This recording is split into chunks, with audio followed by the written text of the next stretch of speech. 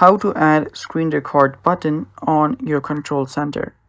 Hello guys, this is Atticus and welcome back to another tutorial video. In today's video, I'm going to teach you how you can add screen record button to control center on your iPhone.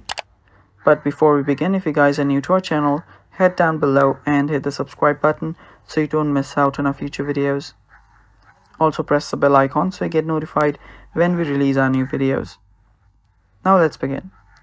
So here you can see the red blinking dot, that is my screen record button, which is currently in use. So if you want to add it on your control center, what you'll have to do is swipe down from the top right on your control center, long press, and after you long press on the control center, tap on add a control. After you tap on add a control, you should find the screen record option right here. Tap on it and you can now see the screen record option. You can place it wherever you want.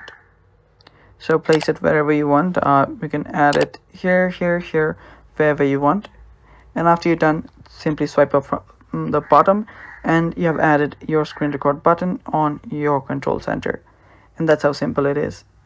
And that's it for today's video. Thanks for watching. Stay tuned for more and bye-bye.